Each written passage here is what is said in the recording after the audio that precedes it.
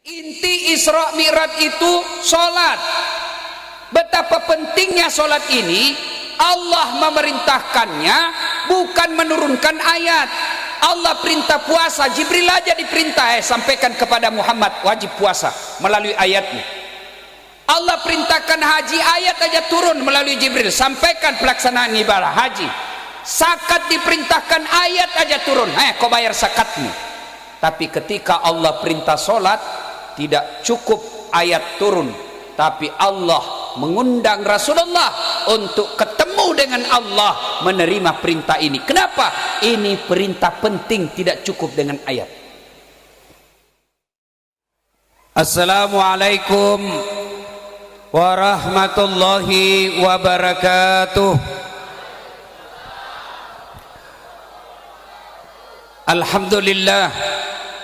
Alhamdulillahi rabbil alamin. Wabihi nasta'inu ala umurid dunya waddin. Ashhadu an la ilaha illallah wa ashhadu anna Muhammadan abduhu wa rasuluh. Allahumma salli ala Sayyidina Muhammad wa ala alihi wa sahbihi ajma'in. Amma ba'd.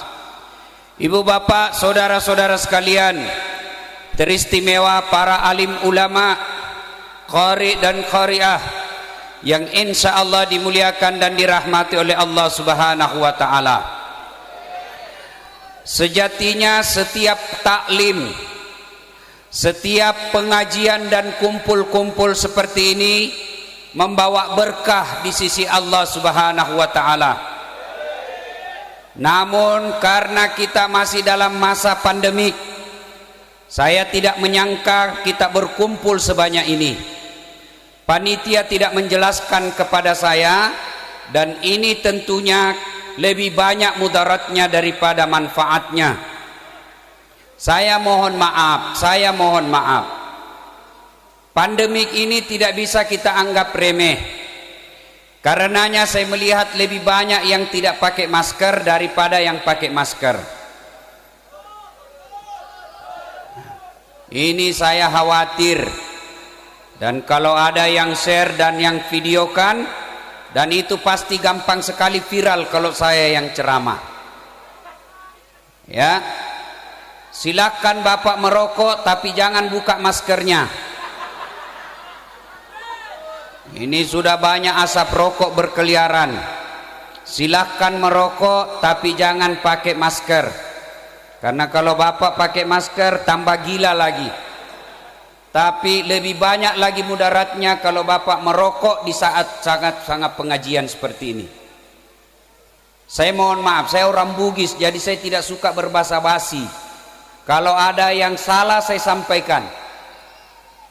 Suatu ketika Rasulullah sallallahu alaihi wasallam berkumpul. Lalu beliau tiba-tiba melihat ada malaikat bersama Jibril. Beliau melihat ada malaikat 1 juta jari-jarinya. Nabi kagum dan bertanya, "Ya Jibril, siapa itu Jibril?" Jibril menjawab, "Itulah malaikat yang Allah ciptakan, tugasnya mencatat air ketika hujan." Ada yang bisa catat air ketika hujan? Ada? Tidak mungkin. Kenapa? Banyak jumlahnya dan jatuhnya bareng-bareng serta cepat. Lalu Nabi bertanya kepada malaikat ini, "Wahai malaikat, apa betul kau mampu mencatat air ketika hujan?"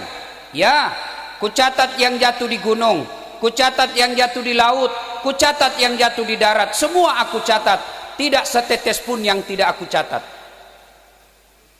Lalu malaikat ini berkata, "Ya Muhammad, ketahuilah, ada satu yang tidak bisa mampu aku mencatatnya." "Kenapa?" "Lebih banyak jumlahnya daripada air hujan." "Apa gerangan?" "Ketika umatmu berkumpul di satu tempat, mereka kemudian bersalawat bareng-bareng kepadamu, aku tidak bisa mencatat betapa banyak pahala yang Allah turunkan di tempat itu." Maka ketika berkumpul seperti ini, bersalawatlah kepada Rasulullah Muhammad sallallahu alaihi wasallam.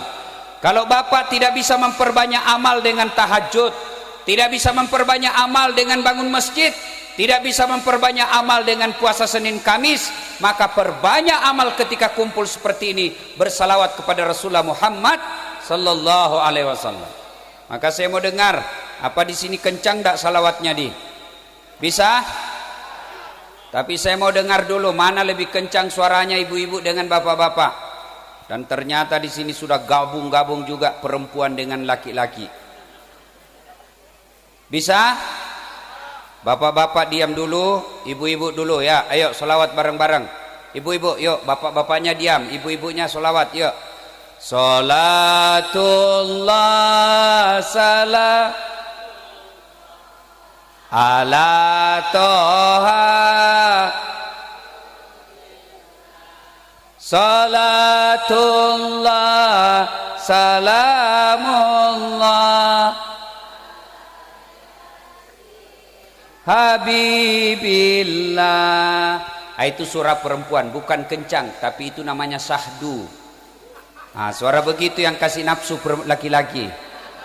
Makanya cewek kalau kau ditelepon cowok jangan mendayu-dayu. Assalamualaikum, waalaikumsalam. Lagi di mana dek? Di rumah aja kak. Bagaimana cowok mundak nafsu? Coba kalau tegas. Assalamualaikum, waalaikumsalam. Lagi di mana? Di rumah. Lagi ngapain? Apa kau tanya-tanya? Nah, berhentilah kau ditelepon itu besok. Nah, ibu-ibu diam, bapak-bapak kita dengar. Ayo dek, salawat bareng-bareng. Salatullah ala toha rasulillah, salamullah ala yasin. Alhamdulillah. Bapak ibu saudara-saudara sekalian, dalam Islam ada 2 tahun yang aneh-aneh namanya. 1 tahun gajah, tahun lahirnya Nabi. 2 tahun duka cita, tahun Isra-nya Nabi. Ada yang tahu tanggal berapa Nabi Isra? Tanggal 1 Ab, 5 Mei. Beleng-beleng. Mana? Isra-nya Nabi 27 Rajab. Saya waktu kecil cepat sekali saya tahu sejarahnya Isra dan Mi'raj. Kenapa? Ibu saya nyanyinya memperkenalkan itu. 27 Rajab Nabi Muhammad diisrakan dari Masjidil Haram ke Masjidil Aqsa. Itu lagunya ibu-ibu dulu. Dia tahu sejarahnya itu Isra Mi'raj. Kalau lagunya ibu-ibu sekarang apa? Putar ke kiri nona, putarlah ke kiri. Apa gunanya itu lagumu? Ya? Nah, Rajab itu tahun duka cita. Kenapa disebut tahun duka cita? Karena ada 2 orang sahabat yang paling dicintai Nabi dan mencintai Nabi meninggal pada tahun yang sama. Pertama, paman beliau meninggal. Tidaklah lama meninggal pula istri beliau. Maka beliau berduka ditinggal oleh 2 orang ini. Terutama ditinggal Khadijah. Begitu sedihnya Nabi ditinggal Khadijah, Nabi pernah bersabda, barang siapa seorang istri meninggal dunia lalu suaminya berduka terus mengenang kebaikannya, maka itu ciri-ciri wanita penghuni surga. Jadi kalau ada ibu-ibu nih yang lebih dulu nanti meninggal lalu suaminya berduka terus mengenang kebaikan ibu, maka ibu calon penghuni surga. Waduh, kenapa istri saya cepat sekali meninggal ya Allah, meskipun dia bau keteknya ya Allah, aku sangat mencintainya ya Allah, baik betul istri saya ini. Nah, itu ciri-ciri penghuni surga. Tapi kalau sebaliknya, begitu ibu meninggal suaminya masuk kamar berteriak merdeka. Nah, itu ciri-ciri penghuni neraka, tidak dicintai oleh Allah dan Rasulnya. Pada saat Nabi berduka itu turun perintah Allah, Jibril, kau jemput kekasihku Muhammad, saya ingin menghiburnya. Kemana? Ke Taman Mini? Bukan. Ke Ancol? Bukan. Kemana? Langsung ketemu dengan Allah. Untuk apa? Menerima sholat. Saya tidak akan lama-lama, ini aja intinya. Inti Isra Mi'raj itu sholat. Betapa pentingnya sholat ini. Allah memerintahkannya, bukan menurunkan ayat.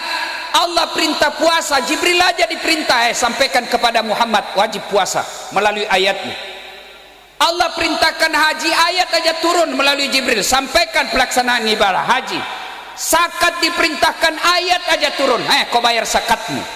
Tapi ketika Allah perintah solat, tidak cukup ayat turun, tapi Allah mengundang Rasulullah untuk ketemu dengan Allah, menerima perintah ini. Kenapa? Ini perintah penting, tidak cukup dengan ayat. Maka kalau kita dalam berduka, kita ada masalah dalam rumah tangga. Ada ndak di sini Bapak Ibu yang tidak ada masalah dalam rumah tangganya? Ada? Bohong kalau dia bilang tidak ada. Mana ada orang tidak ada masalah rumah tangganya? Istri cantik kau pikir bukan masalah?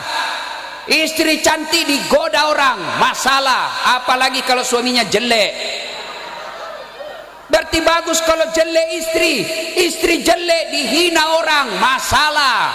Kita lagi malu jalan sama dia, duluan aja dek, nanti saya menyusul. Berarti bagus kalau tidak ada istri. Tidak ada istri juga masalah, kesepian. Berarti bagus kalau banyak istri, lebih masalah lagi. Woi, cepat kau datang Pak Ustadz, ini istri pertamamu bertengkar sama istri kedua di pasar, masalah. Nih muka-muka penuh masalah saya lihat semua ini. Ada rumah tangga romantis, kasih sayang cukup, tapi tidak punya rumah. Ada lagi punya rumah, mobil mewah, tapi suami istri saling selingkuh. Ada lagi romantis, rumah cukup, tapi tidak punya anak. Ada lagi romantis, rumah baik, punya anak, nakal lagi anaknya. Mana ada rumah tangga yang tidak ada masalahnya? Kau pikir orang kaya tidak ada masalahnya? Tanya itu orang kaya, banyak masalahnya. Tidak bisa tidur ngingat ini cicilannya. Semua orang punya masalah. Dari segi pekerjaan, berapa banyak kita sekarang di PHK? Semua orang punya masalah. Maka ketika masalah pada zaman Nabi yang disebut kita dengan tahun duka cita, Allah kasih hadiah menghadapi masalah itu. Apa? Sholat. Ada masalah rumah tangga, Allah tidak katakan kau jadi anggota DPR dulu baru selesai masalahmu. Ada masalah pekerjaan, Allah tidak kata, kau jadi dokter dulu baru selesai masalahmu, kau kaya dulu baru selesai masalahmu. Tidak, Allah cuma minta dua, ista'inu bisabri wassalah. Sabar, sempurnakan sholatmu, saya yang selesaikan masalahmu. Itu janji Allah, bukan janji caleg. Kalau caleg yang janji, Masya Allah, andai boleh kita dijanji sorga-sorga pun dijanjinya. Coba lihat kalau ada caleg, pilih saya, sama-sama kita orang Banten, ini kartu nama saya, ada masalahmu, telepon saya 24 jam. Begitu terpilih dia ganti nomor HP-nya. Ada begitu di sini? Ada? Banyak. Kau salah, kenapa kau pilih? Ayo, demi Allah, kalau tidak sholat tidak ada gunanya kau hadir di dunia. Coba, kenapa ini sholat penting? Sholat ini puncak pengabdian kepada Allah. Sholat ini puncak penghambaan kepada Allah. Bapak puasa, boleh puasa sambil dengar musik, boleh. Bapak puasa, boleh puasa sambil jual beras. Bapak haji boleh sambil dengar musik. Bapak haji boleh sambil bawa jualan. Bapak bayar zakat boleh putar musik. Bapak syahadat boleh dengar musik. Tapi ketika Bapak sholat, boleh ndak Bapak salat sambil menjual? Allahu Akbar, Pak Haji berapa? 50.000. Sami Allah liman hamidah. Mana bisa? Kenapa? Karena ini sholat puncak penghambaan kepada Allah. Maka keliru kalau ada orang berkata, tidak penting sholat men, yang penting hatimu baik. Siapa nabimu bos?